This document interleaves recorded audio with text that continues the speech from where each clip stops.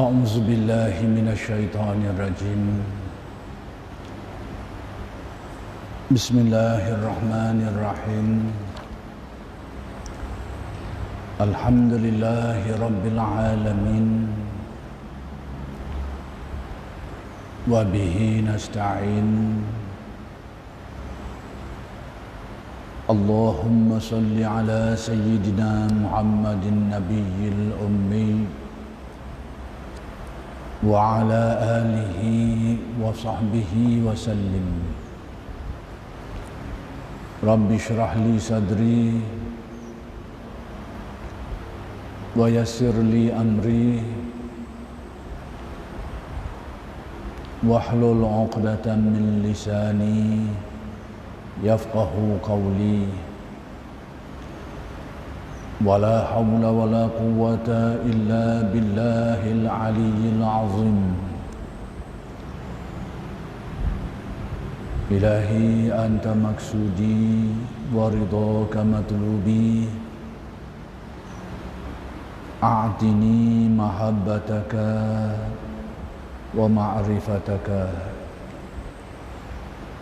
السلام عليكم ورحمة الله تعالى وبركاته. Alhamdulillah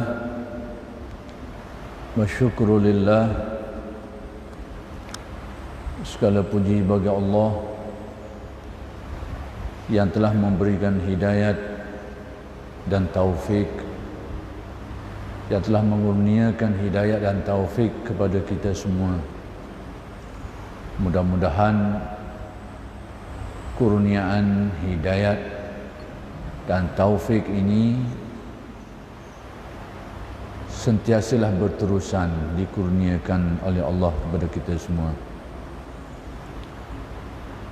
Dan insya-Allah pada malam ini kita akan menyambung lagi pengajian kitab karya Syekh Abdul Qadir Al-Jailani qaddasallahu sirrahu, yaitu kitab Futuh Al-Ghaib, yang mengandungi ajaran-ajaran, nasihat-nasihat dan wasiat-wasiat yang disampaikan oleh Syekh Abdul Qadir Al-Jailani qaddasallahu sirrahu.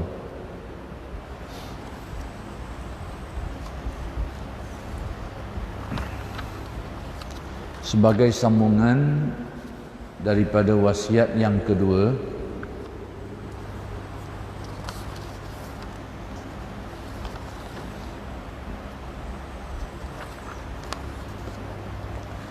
yaitu kata Syekh Abdul Qadir, seorang Muslim harus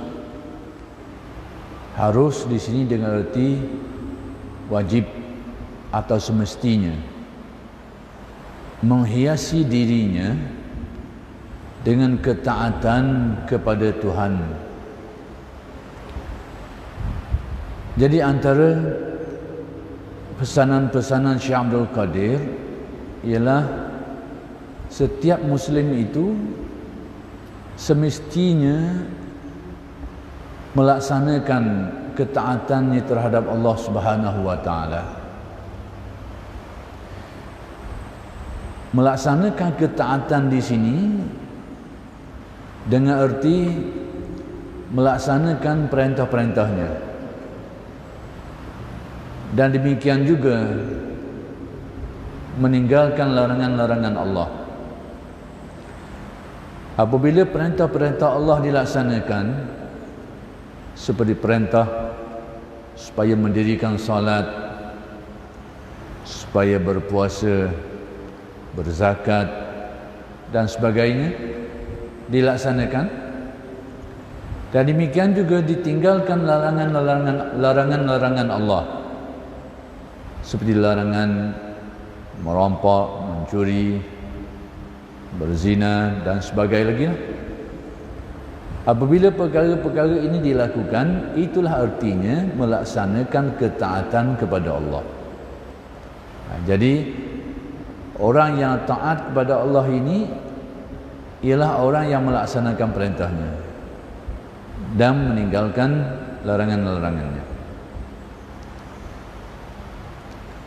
Jadi Syekh Abdul Qadir menganjurkan kita supaya ketaatan ini dibahasakan sebagai menghiaskan diri, memberikan kefahaman kepada kita. Ketaatan yang kita buat itu biarlah menjadi sesuatu yang sebati dengan kita. Yang ini dengan erti kita ini mentaati Allah dengan melaksanakan perintahnya dan meninggalkan larangannya itu secara berterusan. Seolahnya dia sudah menjadi sesuatu yang sebati dengan kita, macam perhiasan kita dah. Hari-hari solat, itu pesan Syekh Abdul Qadir kepada kita sebagai seorang Muslim, supaya kita ini mentaati Allah, menghiaskan diri, yakni selalu berterusan taat kepada Allah Subhanahu wa ta'ala. Yang ke-13, yakni sebagai pecahan daripada wasiat yang kedua, seseorang Muslim jangan sekali-kali menjauhi pintu-pintu Tuhan. Apa arti pintu-pintu Tuhan? Dalam bahasa Arab, perkataan-perkataan seperti ini dinamakan idhafah. Bahasa kita sandaran. Rahmat Tuhan, pintu Tuhan, rumah Tuhan. Jadi sandaran-sandaran ini, idhafah-idhafah ini, ada kalanya bermaksud Tuhan itu sendiri, ada kalanya bermaksud sesuatu yang lain dari Tuhan. Kalau kudrat Tuhan adalah sesuatu yang menjadi sifat baginya, berarti dia kembali kepada zat Tuhan itu sendiri, diri Tuhan itu sendiri. Demikianlah sifat-sifat Tuhan yang lain. Iradat Tuhan, sama basar Tuhan. Bila kita sebut kudrat Tuhan, iradat Tuhan, dia menunjukkan kepada Tuhan itu sendiri. Karena kudrat dan iradat itu sifat bagi Tuhan itu. Tapi ada di antara idhafah dan sandaran ini yang menunjukkan makna yang lain dari Tuhan. Seperti Kaabah itu dikatakan Baitullah, rumah Allah. Sekalipun rumah ini dinisbahkan, disandarkan kepada Tuhan, tapi dia adalah benda yang lain dari Tuhan itu sendiri. Baitullah. Dan banyaklah. Maka di sini perkataan yang dipakai oleh Syekh Abdul Qadir dalam wasiat yang ketiga ini, antara cabang wasiatnya, supaya seorang Muslim itu jangan sekali-kali menjauhi pintu-pintu Tuhan. Apa arti pintu-pintu? Pintu ni dalam bahasa kita laluan nak masuk, laluan untuk masuk ke suatu tempat, itu istilah pintu. Pintu-pintu Tuhan ini, kalau begitu apa artinya? Ia hanyalah bahasa majazi, bahasa kiasan, menunjukkan bahawa laluan-laluan yang mendatangkan keredaan Allah, itu maksud pintu-pintu Tuhan. Jadi pesan Syekh Abdul Qadir, seseorang Muslim ini jangan sekali-kali menjauhi apa-apa saja yang mendatangkan keredaan Allah. Apa yang mendatangkan keredaan Allah? Balik kepada suruhan tadi. Apa-apa yang disuruh oleh Allah, itulah keredaannya. Bila kita melaksanakan suruhannya, berarti kita telah melalui jalan-jalan keredaannya. Jadi kita nak tahu di mana tempat keredaan Allah, tengok apa suruhannya. Bila dilaksanakan suruhan, itulah redanya. Dan tengok pula larangannya. Apa larangannya? Bila dijauhi larangan itu, itulah redanya. Jadi bila Syekh Abdul Qadir menganjurkan kepada kita supaya jangan menjauhi pintu-pintu rahmat, dengan erti supaya kita ini jangan menjauhi perintah-perintah dan larangannya, yang dengannya kita mendapat redha Allah Subhanahu wa taala. Itu pesan Syekh Abdul Qadir kepada kita. Yang ke-14, seseorang Muslim jangan sekali-kali berpaling dari ini. Ini juga bahasa-bahasa simbolik. Bahasa kita bila paling, kita bayang paling muka lah, maksudnya tak beradab, tidak menghadap. Patutnya kita tengok ke arah ni, tapi bila berpaling, paling ke lain, tak tengok ke situ. Itu bahasa yang kita faham. Bagaimana hubungannya dengan Allah bahasa ini? Karena kita semua sebagai seorang Muslim yang percaya kepada Allah, yang meyakini sifat-sifat Tuhan, antaranya Tuhan itu laisa kamitslihi syai', tidak menyerupai sesuatu pun, dengan erti tidak ada tempat baginya, tidak ada ruang baginya, tidak melibatkan tempat, masa, ruang, anggota dan sebagainya. Tidak. Zat yang maha suci, zat yang tidak dapat dijangkau, tidak dapat dicapai di dunia ini. Kena faham molek. Buah ni sutir ni, zaman kita hari ni kena pegang molek.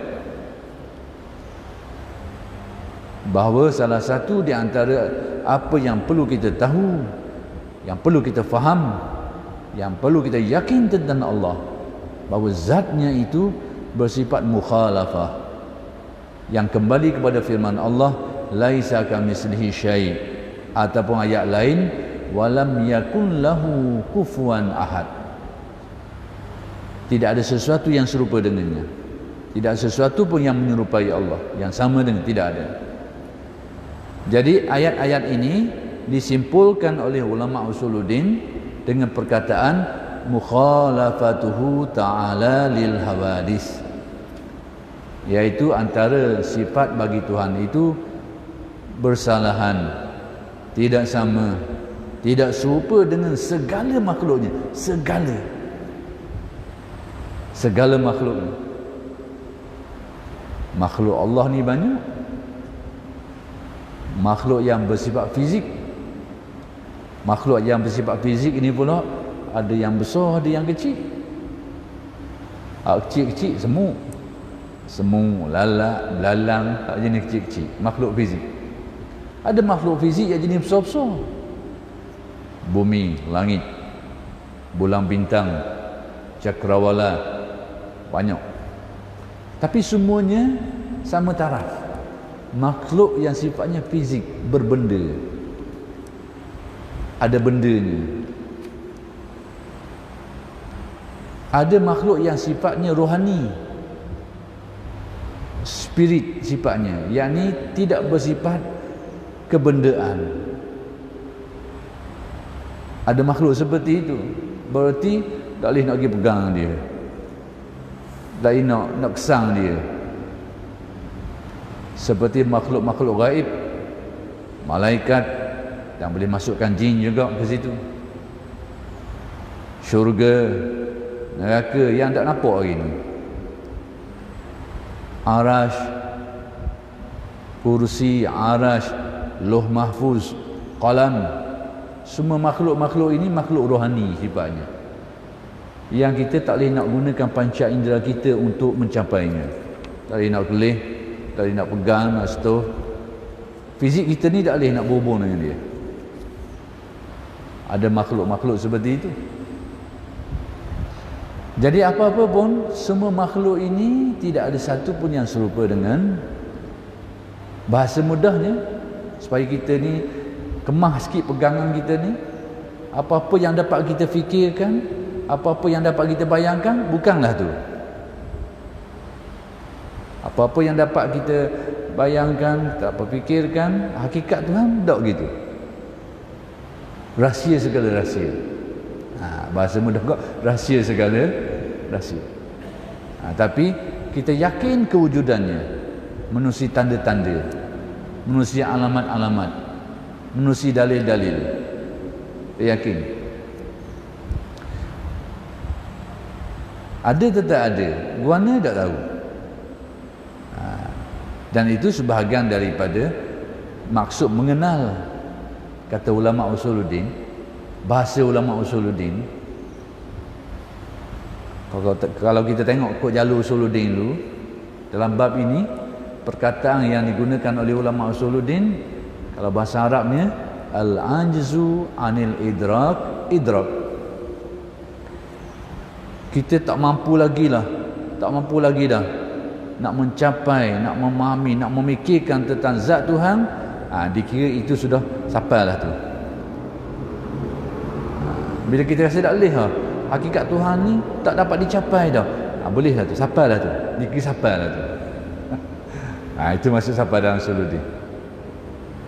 Apa yang kita belajar dalam sifat 20 tu, itu adalah kenyataan sifat-sifatnya yang kita boleh faham.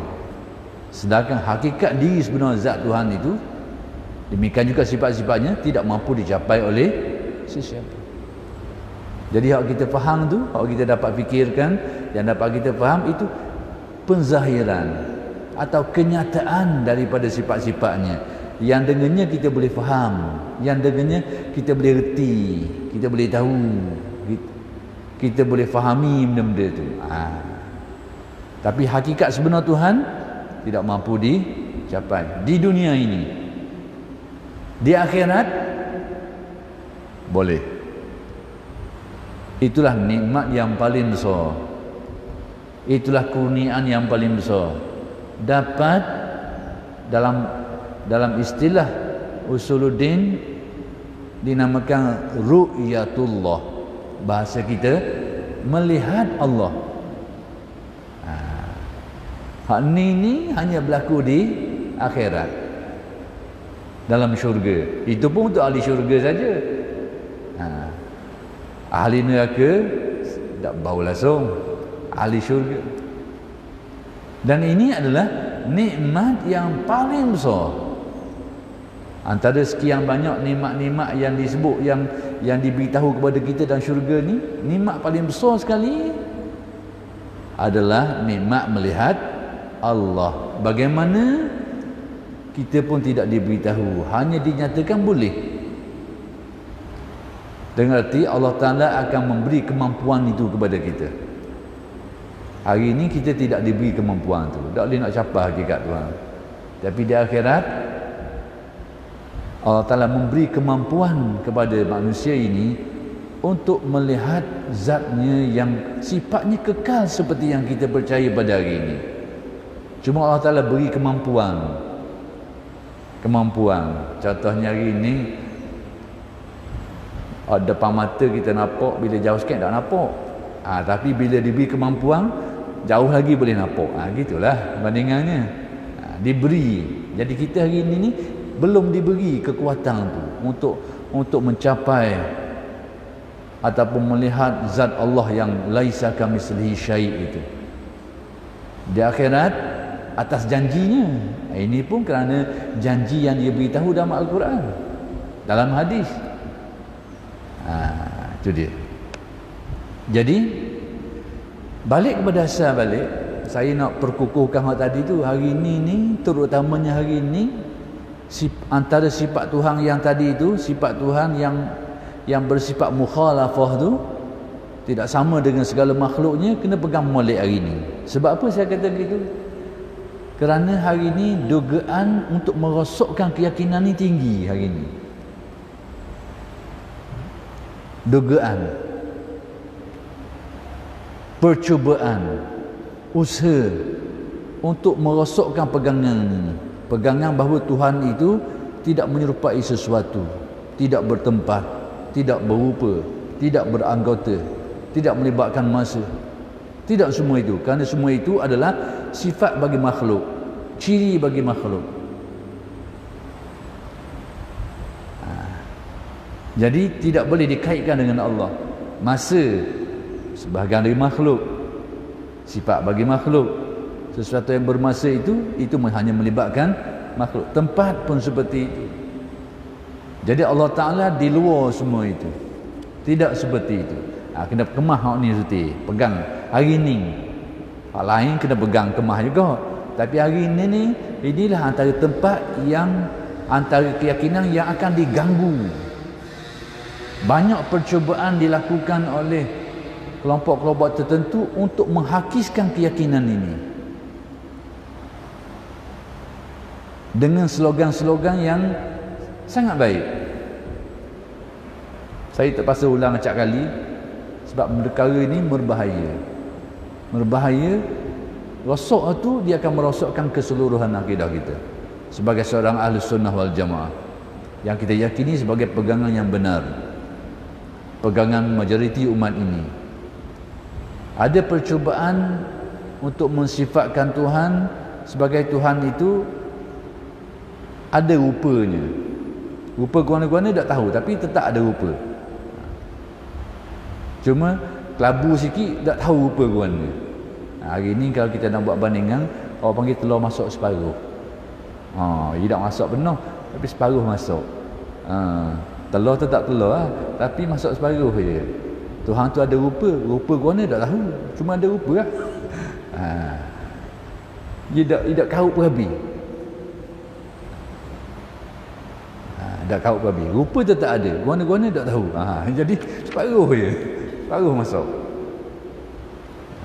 Tu ada percubaan untuk menggambarkan, menyeru orang supaya meyakini Tuhan itu ada tempatnya. Ada tempatnya. Semua ini adalah keyakinan-keyakinan yang keliru, yang berlawan dengan akidah Ahlussunnah wal Jamaah. Tak kira lah siapa-siapa pun kalau membayangkan ke arah itu, yakinilah itu bukan Ahlussunnah wal Jamaah. Nak letak nama apa-apa kau anda lah, akidah itulah akidah kau anda, tapi bukan Ahlussunnah wal Jamaah. Jadi saya pergi lajak sikit jauh tu, kerana memandangkan kepada keadaan hari ini itulah antara perkara yang cuba diganggu, cuba dicelarukan. Nak kabarnya pesan Syekh Abdul Qadir yang ke-14 ni, jangan berpaling darinya. Bahasa kita berpaling ni paling muka. Sedangkan dalam keyakinan kita Tuhan itu tidak bertempat. Nak paling mana?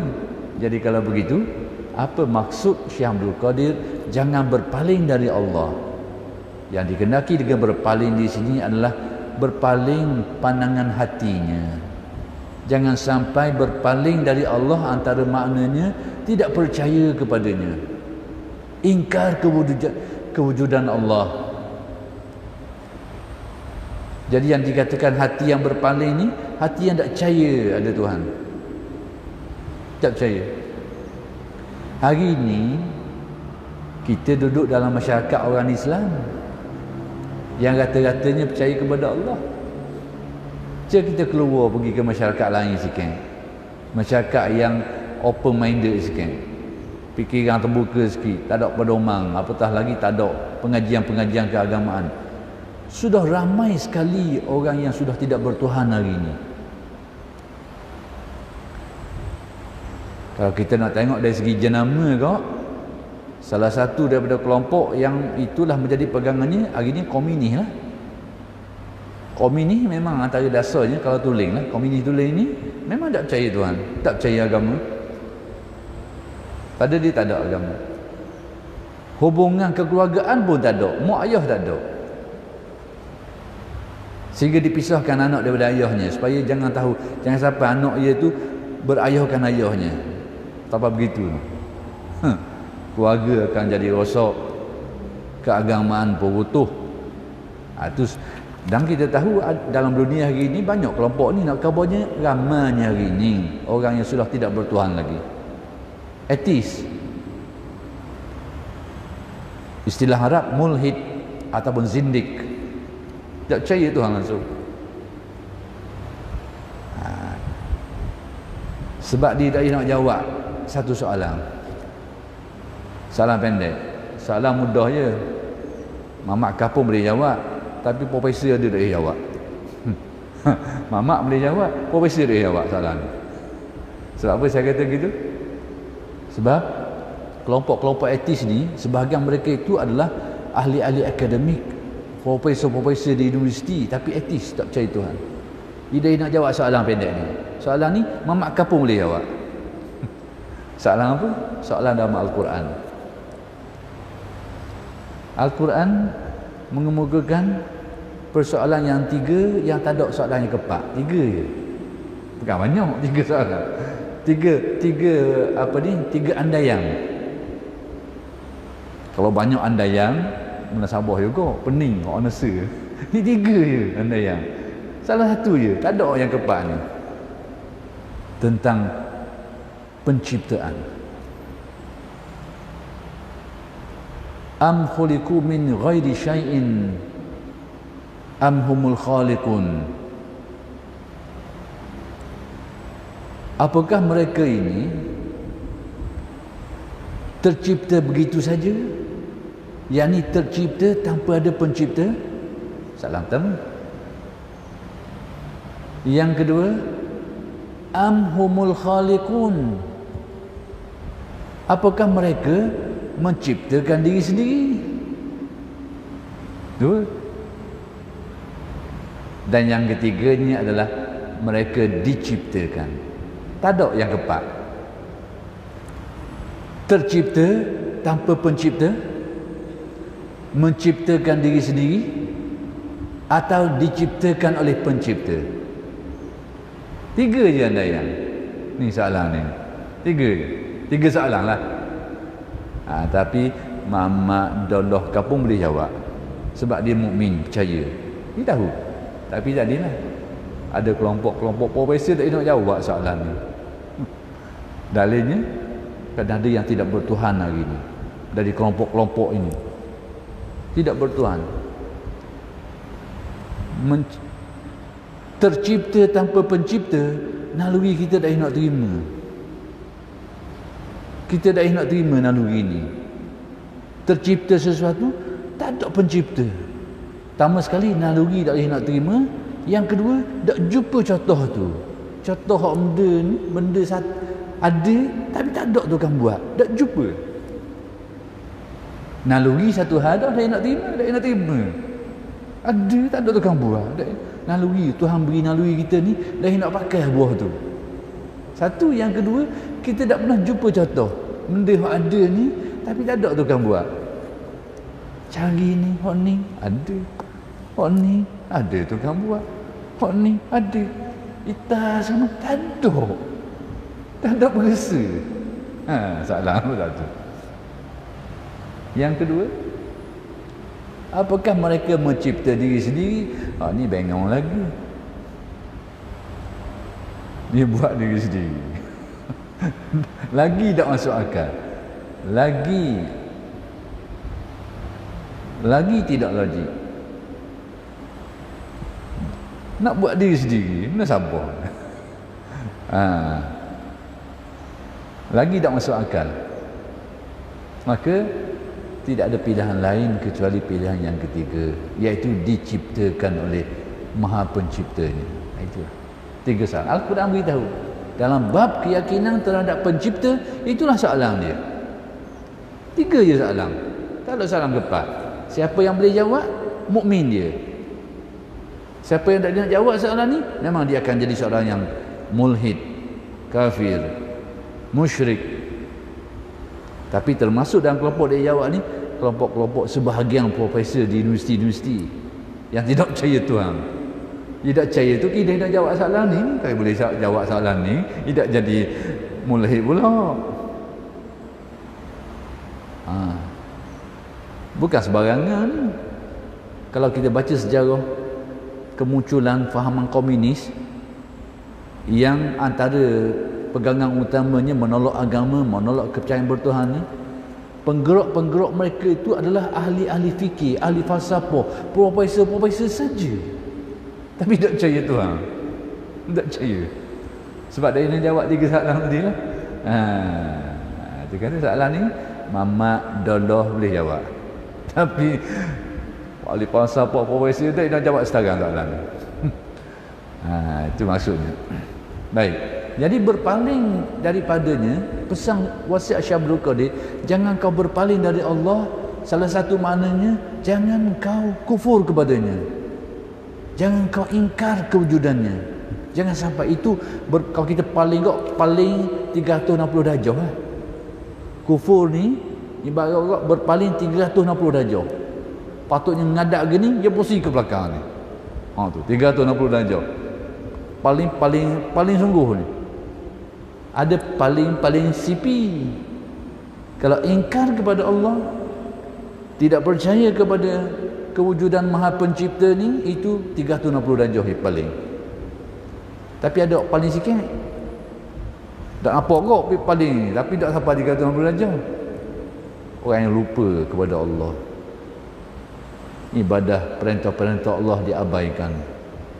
Percaya, tapi tak tengok pun. Maksudnya perintahnya diabaikan, larangannya dilanggar dengan mudah. Agama tidak dihayati dengan baik.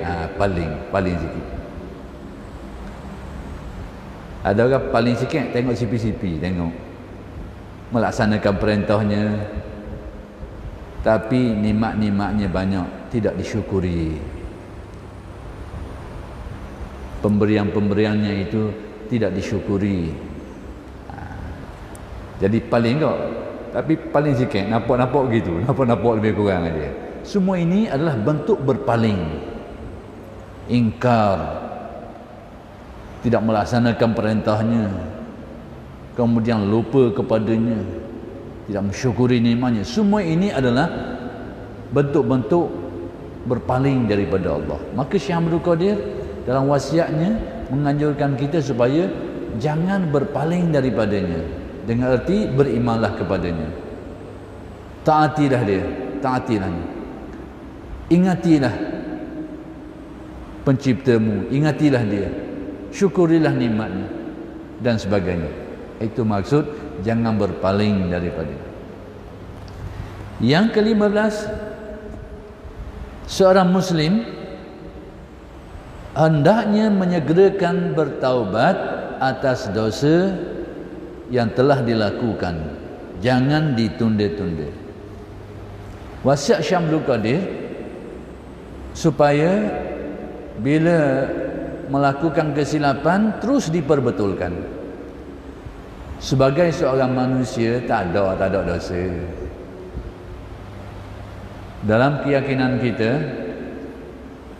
manusia yang tidak berdosa ini hanyalah dari kalangan para nabi dan rasul alaihimussalatu wassalam.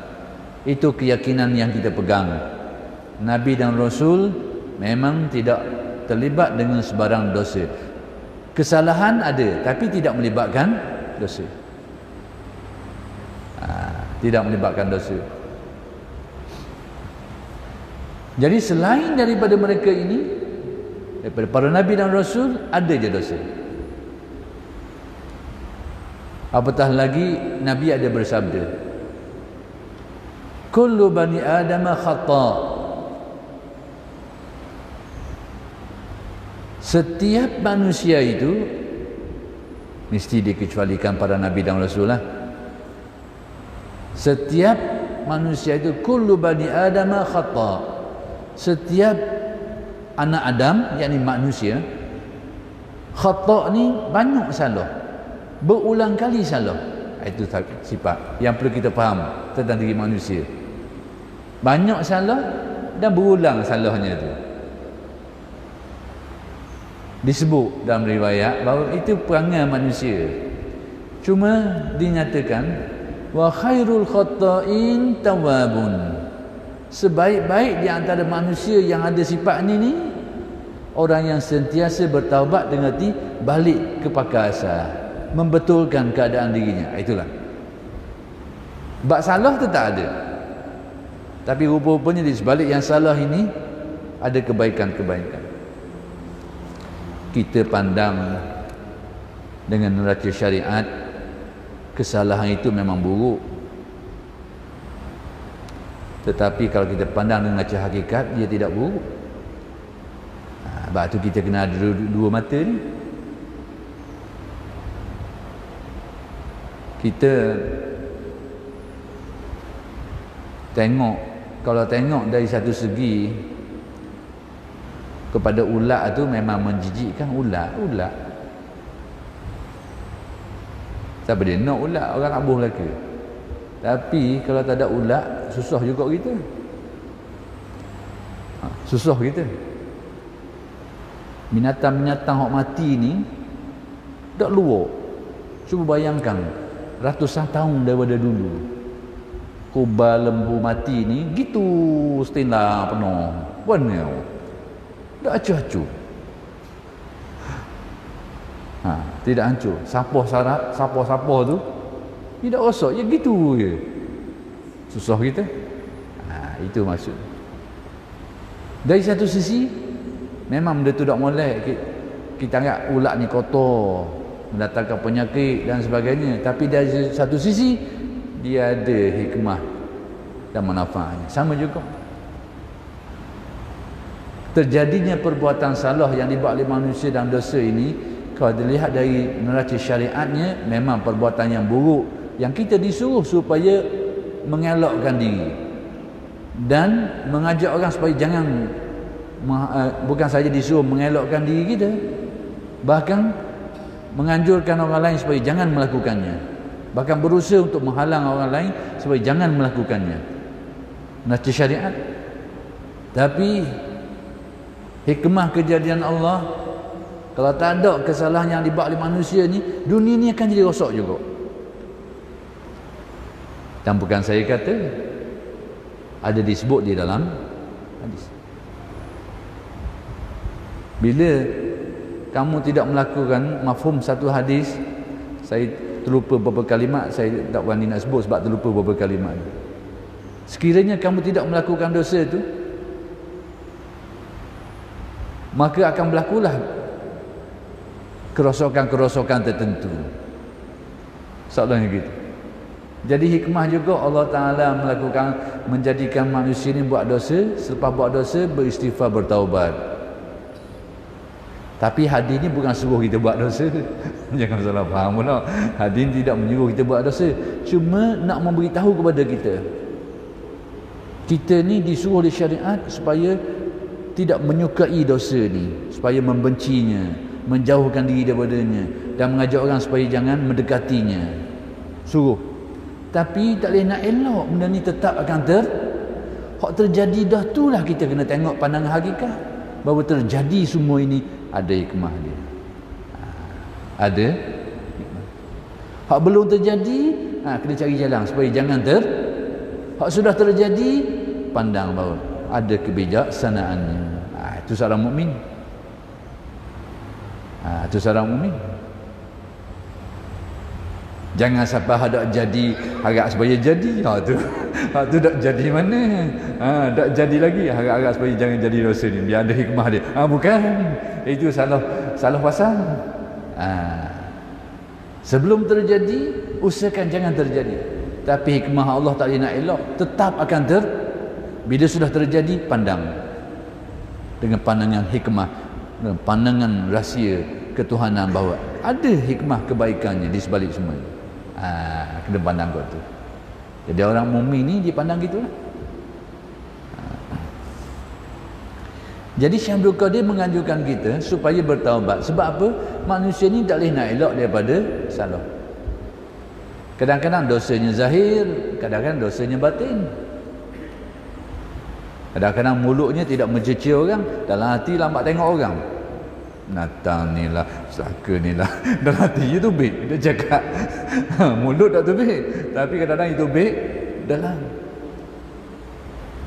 Dosa yang zahir dalam Al-Quran, wajtanibu zahiral ismi wa batinah. Jauhilah dosa zahirnya, demikian juga yang batinnya. Jadi kadang-kadang ada dosa yang zahir, ada dosa yang batin dan sebagainya.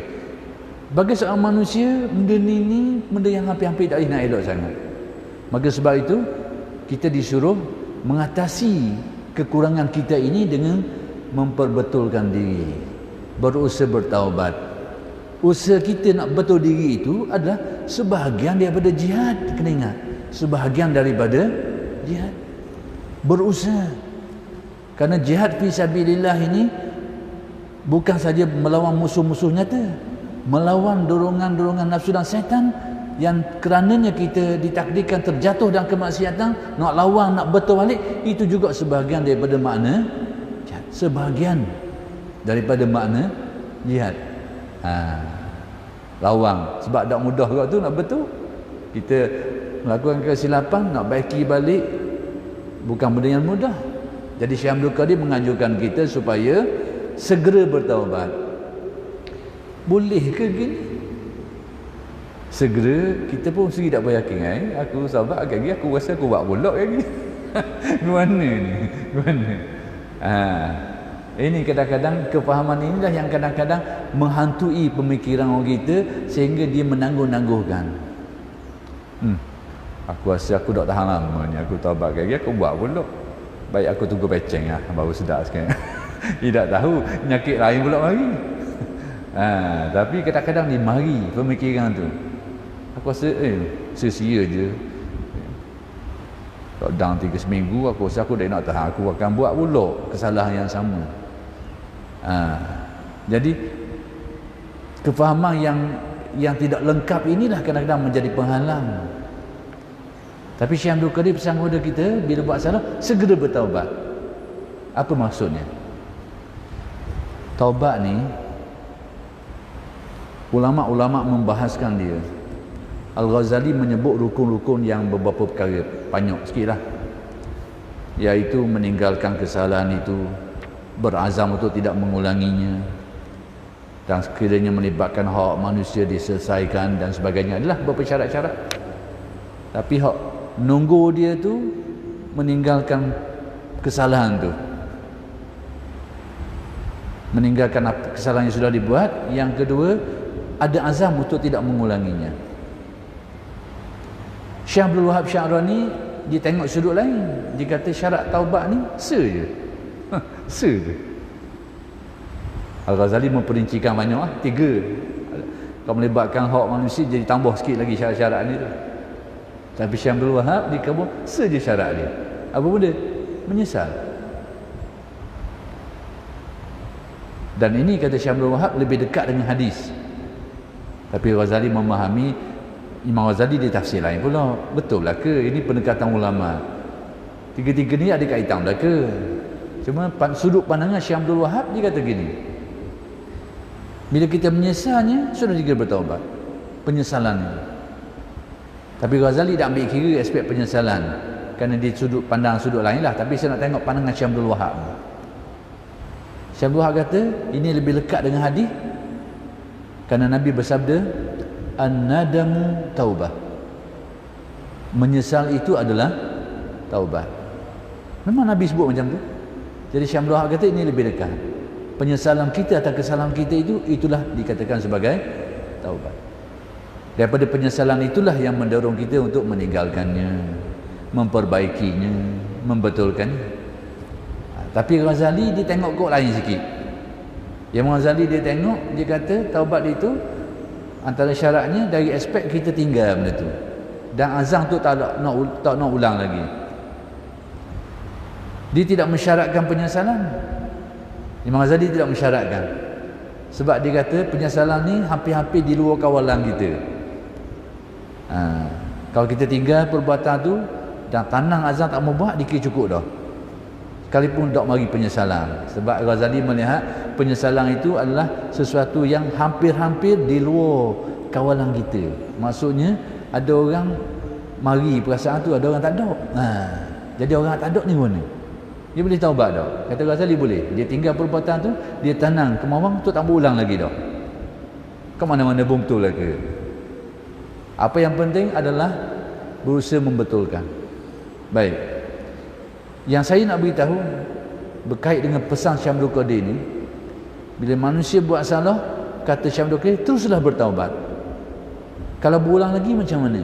Ni nak beritahu. Kalau berulang lagi, apabila sesuatu taubat itu ada persyaratan-persyaratan tadi, maka dia dikira selesai.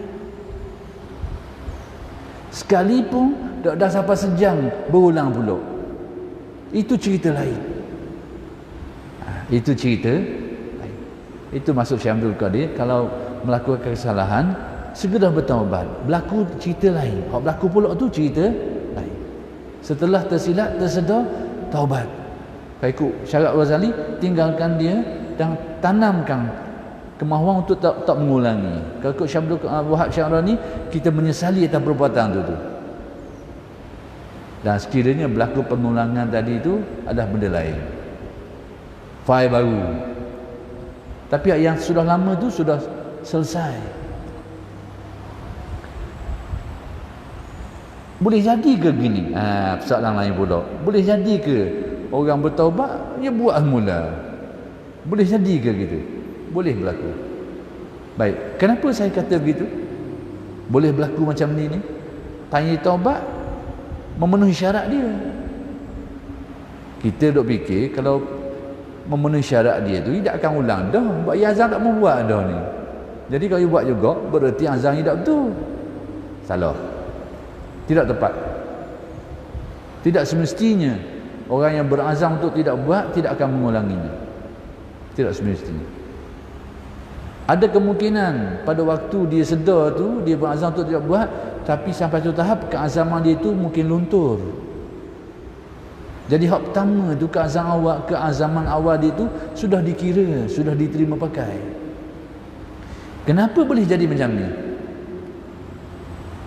Bergantung kepada tahapan nafsu manusia. Nafsu manusia yang menjadi nafsu orang ramai macam kita hari ini orang bagi nafsu ammarah bisu. Nafsu yang memang mendorong, menyuruh, cenderung kepada keburukan. Itu sifat dia. Cenderung. Masalah tidak buat cerita lain. Tidak buat kadang-kadang kerana malu ke orang. Kadang-kadang kerana dia mengaji, dia faham, dia tahu, jadi dia lawan. Tapi nak tetap nak, suka tetap suka, cenderung tetap cenderung nak buat salah. Tapi dia lawan benda tu sebab dia mengaji, dia tahu benda ni tak boleh ni, dia larang oleh Allah, dia lawan.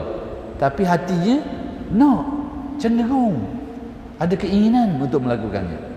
Itu panggil nafsu ammarah bisu. Tapi nafsu manusia ini sekiranya diriadahkan, dilatih, dibersihkan, dia akan meningkat tahap kebersihan dia tu, sehingga dia meningkat ke makam nafsu yang lebih baik, yang dinamakan lawamah. Apa nafsu lawamah? Pattern yang macam mana? Lawamah ni dia lebih baik. Hak tadi tu amarah, suruh, tapi kita selamat kena tak ikut, tapi suruh tetap suruh. Contohnya makanan yang sedap tapi haram, nak makan nak lah, tapi oleh kerana kita mengaji tak boleh ni, lawang tak boleh makan, lawang. Tapi ikut selera tu memang nak makan, sedap. Itu khabar amarah tadi tu. Cuma kita lawang, tak ikut je, tapi nak tetap nak amarah, tapi selamat. Kalau kita lawang, kita selamat dengan melawan itu. Yang rosak kita bila kita ikut. Yang saya nak khabar ni ciri nafsu tu, menyuruh kepada keburukan. Cuma kita tak buat sebab kita tahu, kita cuba lawang dia, kita selamat dengan benda tu. Tapi kita susahlah, kena jaga semua lah, sebab kemahuannya itu ada. Baik, bila nafsu manusia ni berjaya ditingkatkan dari segi kesucian dan kebersihannya, dia akan naik kepada lawamah. Ciri dan sifat lawamah ni dia lain sikit, iaitu cirinya dia mencela perbuatan buruk. Kemahuan tu tak ada, tapi bila dia terbuat, dia akan pandang, dia akan mencela diri dia. Sebab apa aku buat gini, sebab apa aku buat. Tapi tain dia kalah, dia terbuat. Tapi lepas dia terbuat, dia mari cela. Buat apalah aku jadi gini, buat apalah aku jadi. Itu pattern, ciri nafsu lawamah. Perbuatan salah tetap terlibat, tapi kebaikan dia tak suka benda tu. Dia cela dirinya atas perbuatan buruk yang dia buat tu, sekalipun terbuat juga, tapi dia tambah benda tu. Dia usaha nak mengelak, tapi takdir Allah macam mana, dan nafsunya kadang-kadang dia kalah juga saya sekali. Itu ciri nafsu lawamah. Ini nafsu yang lebih baik, jauh lebih baik yang pertama. Yang kedua ni lah yang menyebabkan kadang-kadang berlaku tadi tu. Dia buat salah, dia sedar, dia taubat, tapi sampai tahap kena lagi. Ada kemungkinan. Dan lebih-lebih lagi penutup lah. Lebih-lebih lagi saya nak kaitkan dengan nama Allah.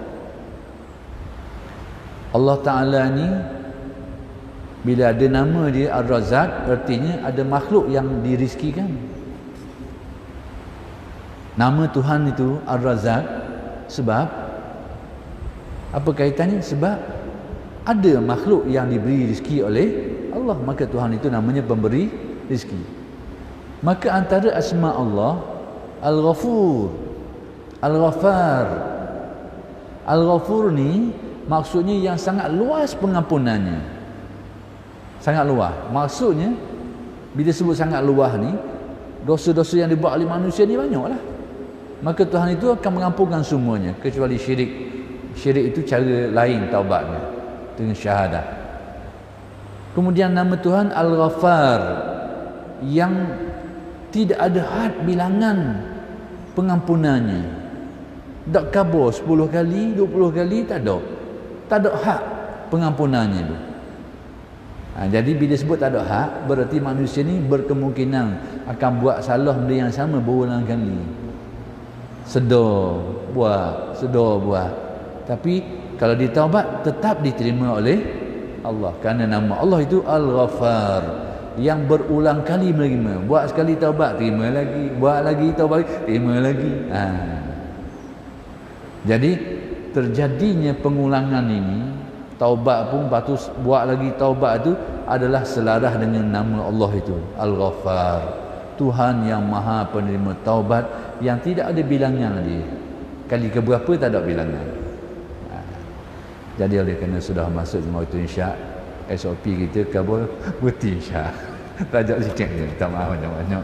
Aku qauli hadza wa astaghfirullahalazim li wa lakum. Assalamualaikum warahmatullahi taala wabarakatuh.